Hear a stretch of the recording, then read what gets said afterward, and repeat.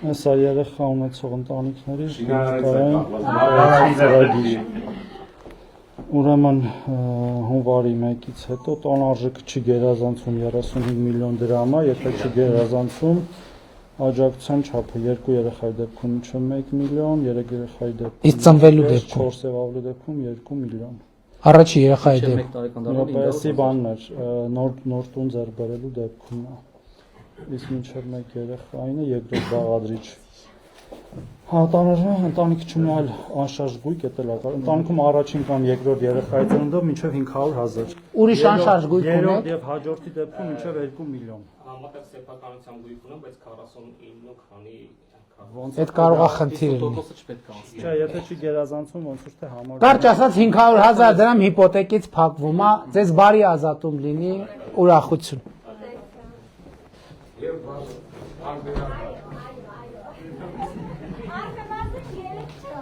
Հա, մի րոպե, երկրորդ երեխայի դեպքում էլ աջակցություն կա, երրորդի դեպքում էլ, կարճ ասած այս տանը մենք ահագին կմասնակցենք, երեխան ձեզանից, մասնակցությունը մեզանից։